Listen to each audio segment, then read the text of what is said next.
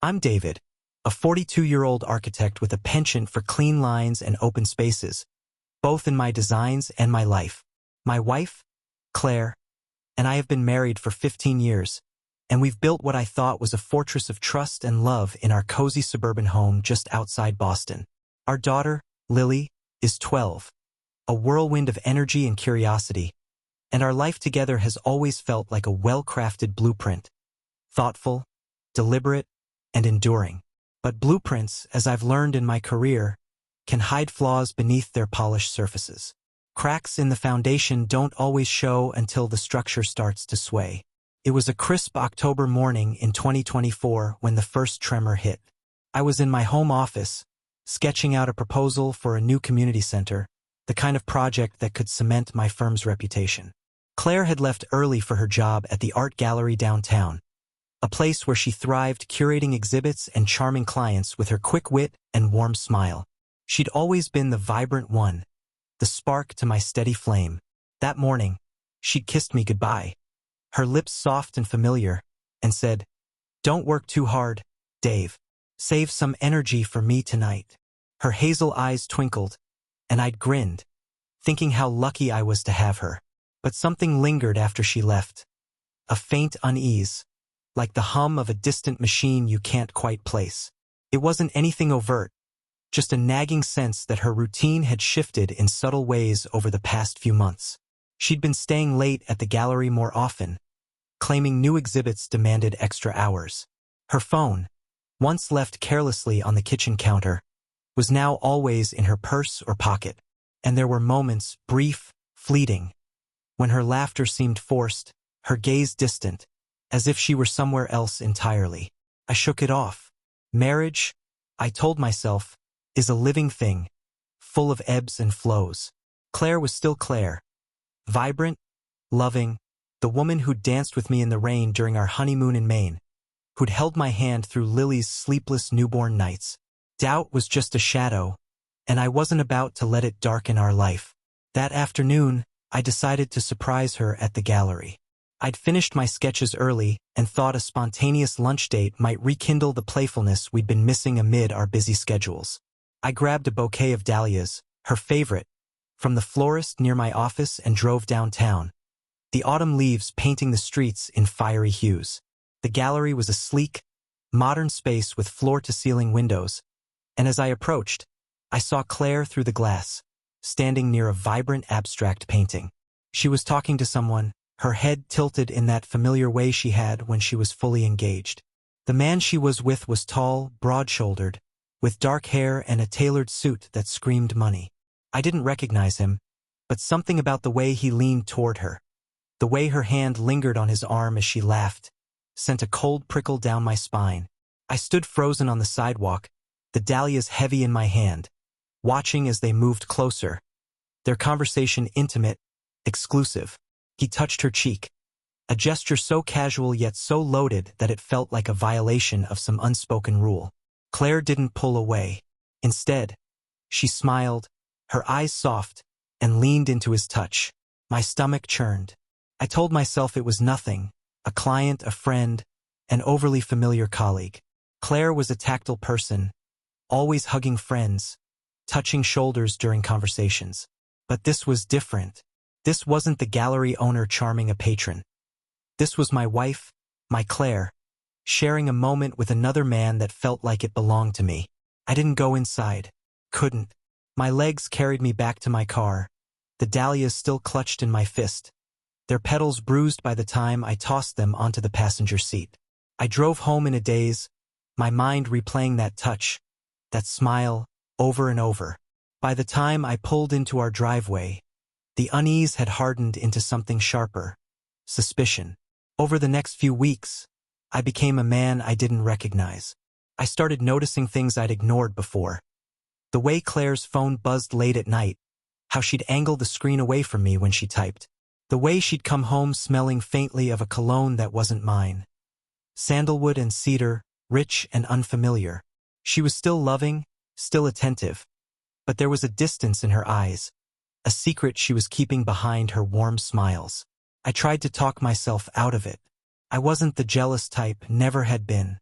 Claire and I had always prided ourselves on our openness, our ability to talk through anything. But how do you ask your wife if she's betraying you without shattering the trust you've built? I couldn't bring myself to confront her. Not yet. Instead, I did something I'd never imagined I'd do. I started investigating. It began innocently enough. I glanced at her phone one night while she was in the shower, telling myself I was just checking the weather app. But my thumb hovered over her messages, my heart pounding as I saw a name, Ethan, pop up in her recent texts. No last name, just Ethan, with a string of messages that I didn't dare open. The guilt of even looking made my hands shake, and I set the phone down, cursing myself for doubting her. But the seed was planted, and it grew with every passing day. I started paying attention to her schedule, noting when she claimed to be at the gallery late or meeting a client for drinks. I cross-referenced her stories, casually asking about her day while watching her face for tells. Claire was good, too good. Her answers were smooth, her smile unwavering, but there were cracks. A hesitation before she mentioned a new exhibit. A quick glance at her phone when she thought I wasn't looking. One evening, while Lily was at a sleepover and Claire was working late, I couldn't take it anymore. I drove to the gallery, parking across the street where I could see the entrance without being noticed. The lights were on, but the place looked empty. No clients, no staff, just Claire's silhouette moving in the back office. And then another figure joined her. Tall, broad-shouldered, unmistakable. Ethan. They didn't touch, not that I could see, but they stood close, their conversation animated. I watched for an hour, my hands gripping the steering wheel until my knuckles ached. When they finally emerged, they walked to a sleek black car parked nearby. Ethan opened the passenger door for Claire, and she slid in, her laughter carrying across the quiet street. They drove off together, and I sat there, numb, the dahlias from weeks ago still crumpled in my back seat, a rotting reminder of my naivety. I didn't follow them, couldn't. The reality was sinking in, heavy and suffocating, but I needed proof, something undeniable. The next day, I did something that made my skin crawl. I hired a private investigator. His name was Tom, a gruff former cop with a no-nonsense demeanor. I told him everything. Claire's late nights, the man at the gallery, the cologne, the texts. He didn't judge, just nodded and said he'd get me answers within a week. Those 7 days were torture. I went through the motions. Work, dinner with Lily, small talk with Claire, but every moment felt like a lie. I studied my wife, searching for the woman I'd married, but all I saw were questions. Was she thinking of him when she kissed me? Was she comparing us when we laughed together? The worst part was how normal she seemed, how effortlessly she played the role of devoted wife and mother while I spiraled. Tom called me on a rainy Tuesday afternoon. "Got what you need," he said, his voice clipped. "Meet me at the diner on Elm Street, 6 p.m. I left work early, telling my assistant I had a family emergency. The diner was a greasy spoon, all chipped formica and flickering fluorescent lights. Tom slid into the booth across from me, a manila envelope in his hand. "You sure you want this?" he asked, his eyes searching mine.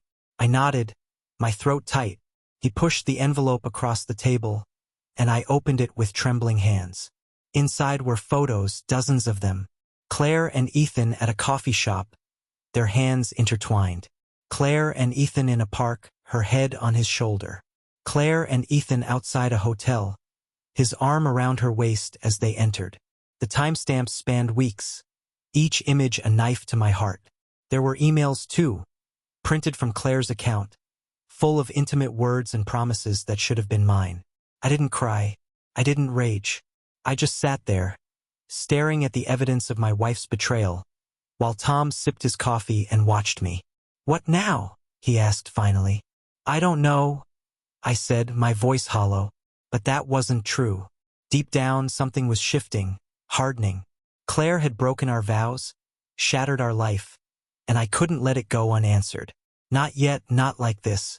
I needed time to think, to plan. Revenge wasn't a word I'd ever used before, but it was starting to take shape in my mind, cold and precise, like the lines of a blueprint I'd yet to draw. As I drove home that night, the rain pounding against my windshield, I thought about Claire, her smile, her laugh, the way she'd made me believe in forever. And I thought about Ethan, the man who'd taken her from me, piece by piece. They'd both pay, I decided. Not with violence or confrontation, that wasn't me. My revenge would be calculated, devastating, and it would leave them both reeling. But first, I needed to understand the full scope of their betrayal. I needed to know how deep the cracks in my foundation ran. The rain didn't stop that night, and neither did the storm inside me. I drove home from the diner with Tom's envelope burning a hole in the passenger seat, the photos and emails inside it like radioactive waste. Too dangerous to touch, too heavy to ignore. My hands gripped the steering wheel, my knuckles white, as I replayed every moment of the past 15 years with Claire. Every laugh, every late-night conversation, every quiet morning when we'd sit with coffee and plan our future. How long had it been a lie? How many of those moments had she shared with Ethan, this stranger who'd invaded our life like a thief in the night? When I pulled into our driveway, the house was dark except for the porch light Claire always left on for me. It was a small gesture, one I'd always found comforting, but now it felt like mockery. I sat in the car for a long time, the engine off, the rain drumming against the roof, trying to steady my breathing. I couldn't let her see the chaos inside me. Not yet. If I was going to survive this, if I was going to make her and Ethan feel the weight of what they'd done, I needed to be the man I'd always been. Calm, methodical, the architect who saw the big picture and planned every detail. Inside, the house smelled of lavender and lemon, Claire's signature scent from the candles she loved. She was in the kitchen, humming softly as she chopped vegetables for dinner. The normalcy of it, the sheer audacity of her acting like nothing was wrong, made my skin crawl. "Hey, Han," she called out, not looking up from her cutting board. "Rough day? You're late." I forced a smile, my voice steady despite the fire in my chest. "Yeah, just got caught up with a client. You know how it is." I set my keys on the counter, my eyes lingering on her. She wore a simple black sweater and jeans, her auburn hair pulled back in a loose bun, and she looked so much like the woman I'd fallen in love with that it hurt. But now I saw the details I'd missed before. The faint flush in her cheeks, the way her fingers twitched slightly as she chopped, the phone tucked into her back pocket like a loaded gun. "Dinner's almost ready," she said, glancing up with a smile that didn't quite reach her eyes. "Lily's at her art class, so it's just us tonight. Thought we could have a quiet evening." A quiet evening. The words twisted in my gut. I wanted to grab the envelope from my car, throw the photos in her face, and demand answers. But that would be too easy, too quick. Claire didn't deserve a confrontation she could talk her way out of. No, I needed to know more, needed to understand the full scope of her betrayal before I decided how to dismantle her world. Over the next few days, I became a ghost in my own life. I went to work, smiled at Lily's stories about school, kissed Claire goodnight, but every action was mechanical, a performance to keep her from suspecting I knew.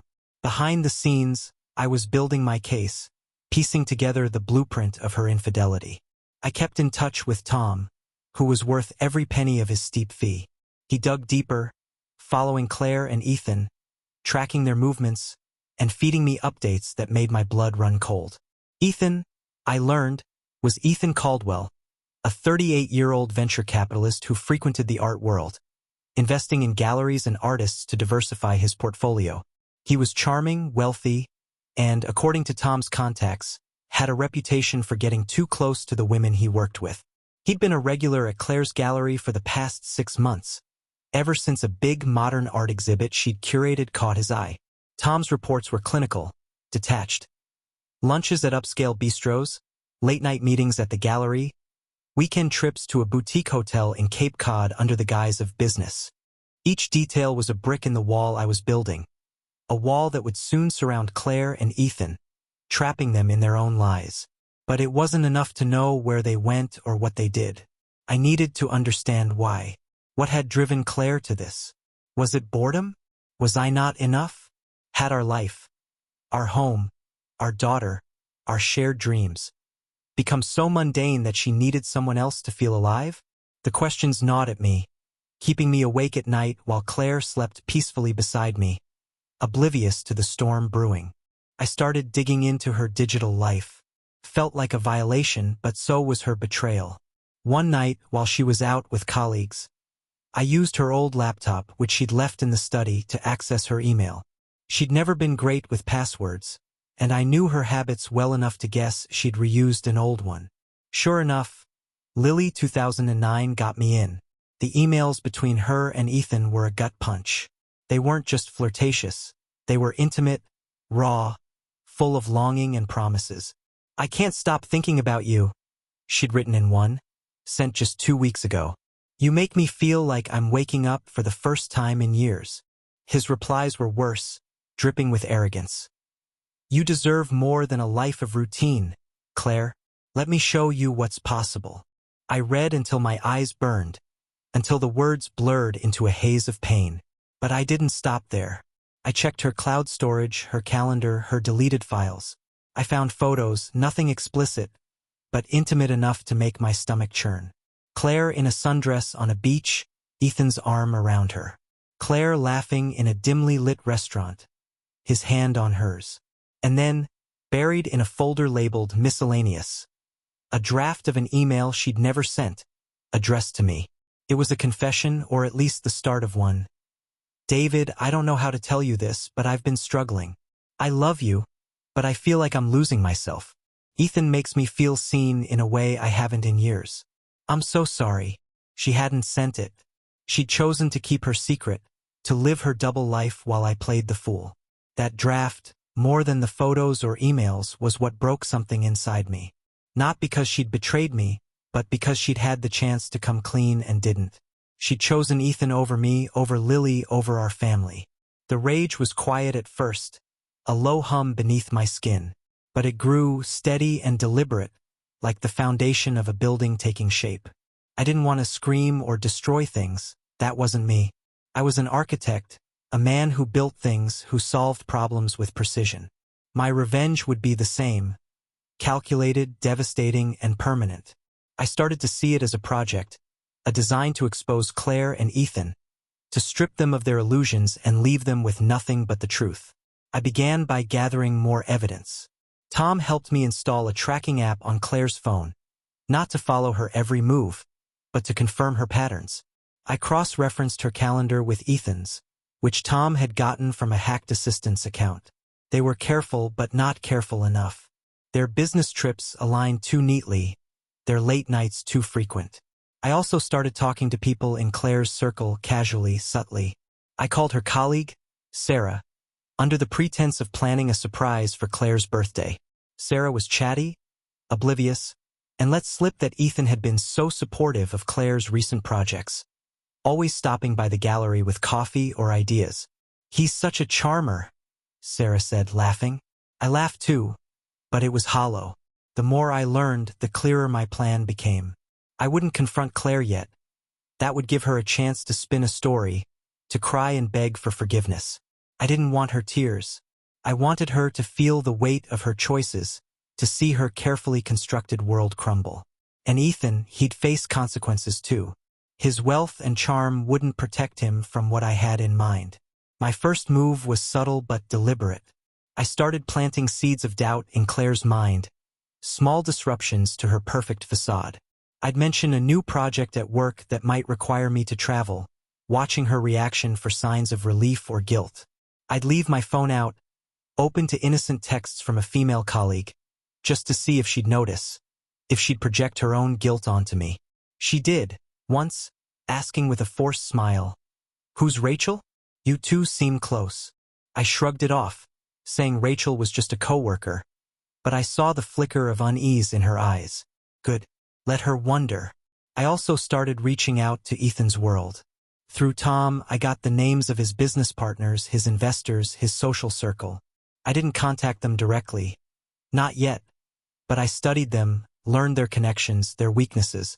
Ethan's life was built on reputation, on the illusion of success and charm. I'd tear that down, piece by piece, until he was exposed as the fraud he was.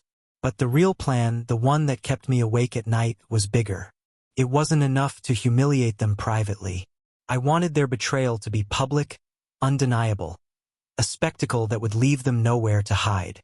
I started sketching it out in my mind, like a blueprint for a building designed to collapse at just the right moment. The gallery, Claire's pride and joy, would be the stage. Her next big exhibit, a showcase of local artists scheduled for next month, would be the perfect opportunity. I'd make sure Ethan was there, that their connection was undeniable, and that everyone they cared about saw it. As I sat in my office late one night, the house quiet except for the hum of the heater, I opened my laptop and started drafting an email. Not to Claire or Ethan, but to the gallery's board, to Sarah, to every artist and client in Claire's carefully curated world. It was anonymous. For now, a teaser of what was to come. You're invited to a special reveal at the upcoming exhibit. Secrets will be unveiled, truths exposed. Don't miss it. I didn't send it yet, but I saved it, refining the words like a blueprint's final draft. The storm inside me was no longer just rage. It was purpose. Claire and Ethan had built their affair on lies, but I'd build my revenge on truth. And when the moment came, they'd see what it meant to betray a man who'd spent his life creating beauty from structure. They'd learn that some foundations, once broken, can't be rebuilt. The night of Claire's big exhibit arrived like a storm cloud that had been gathering for weeks, heavy and inevitable. The gallery was transformed into a glittering stage, its white walls adorned with vibrant paintings and sculptures from local artists, each piece a testament to Claire's talent for curating beauty.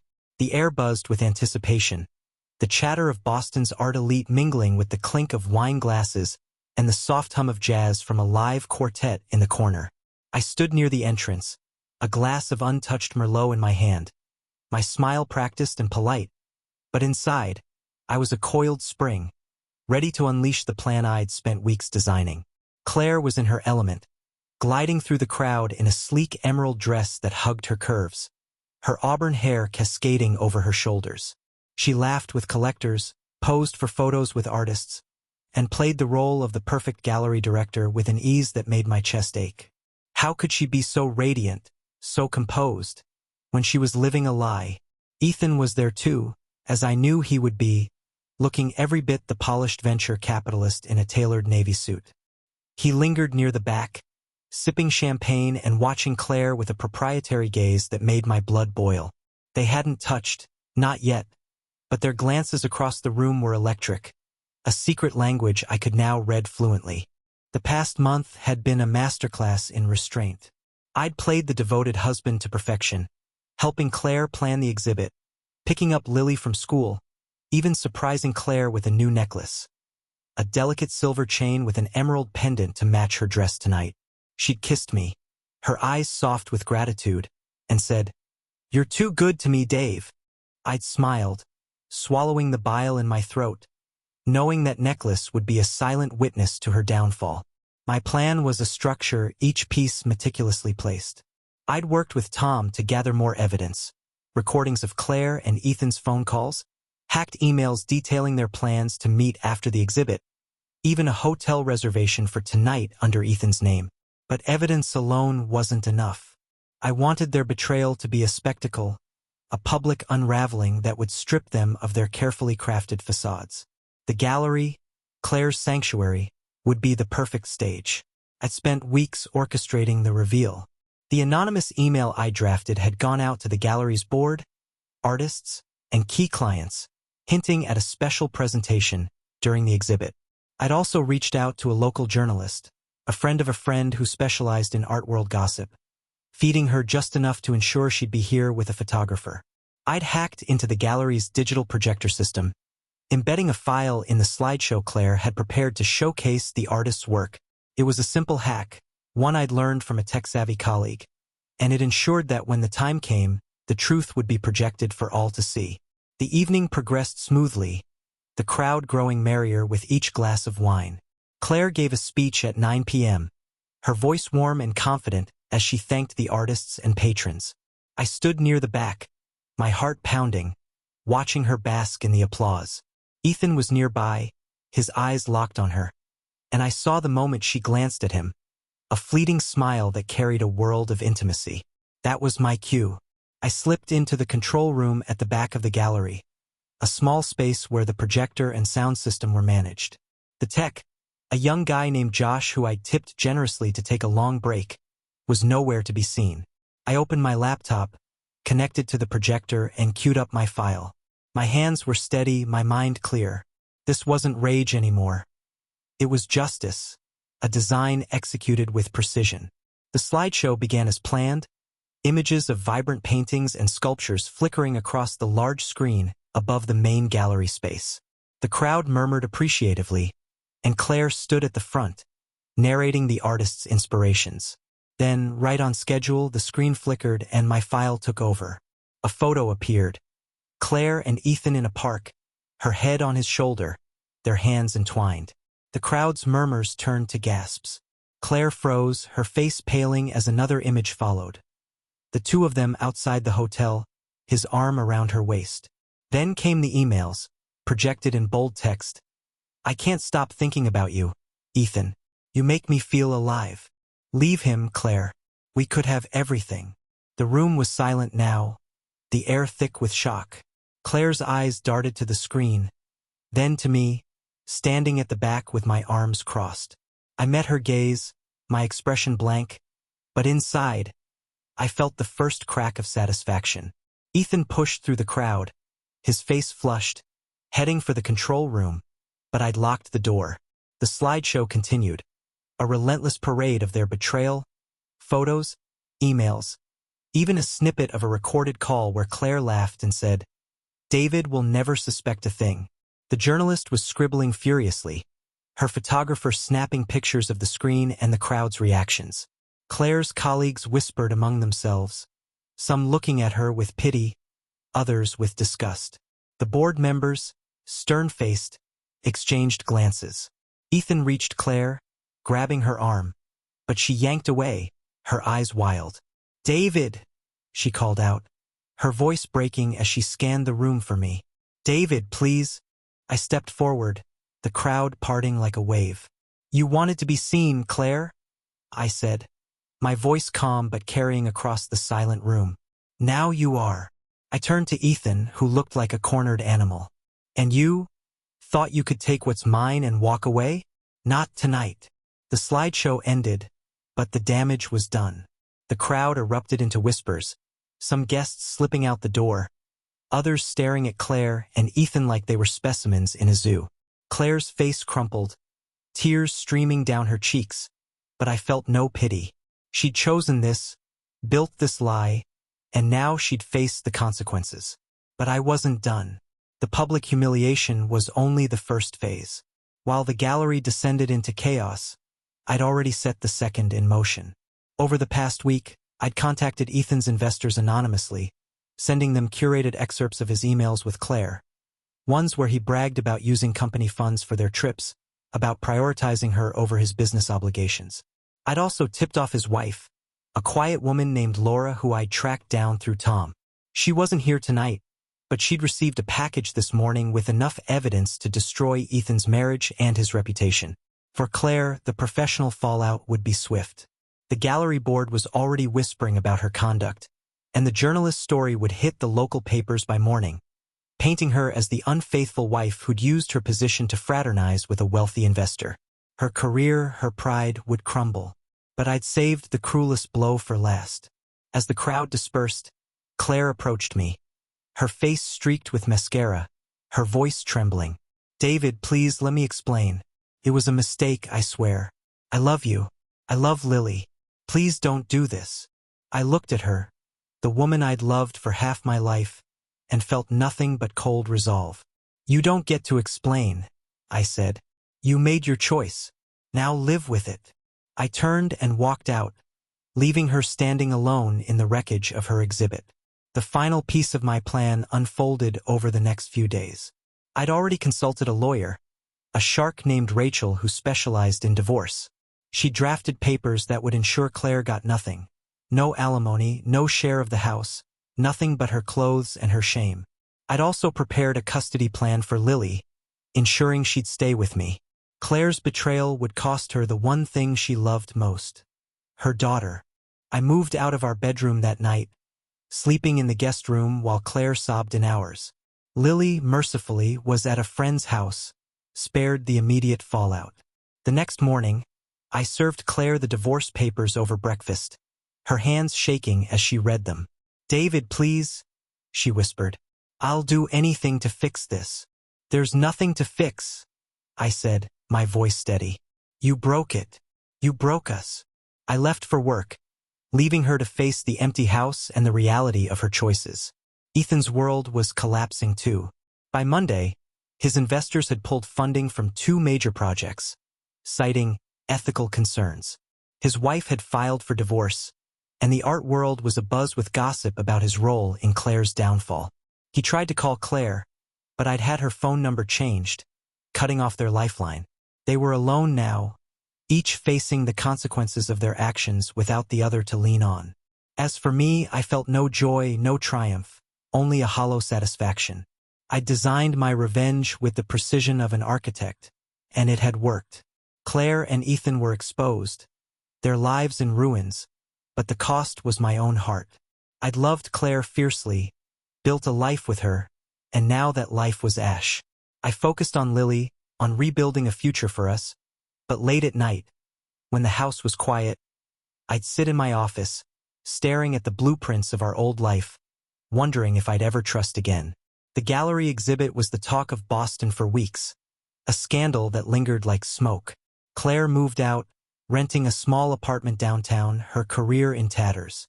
Ethan left the city, his reputation shredded.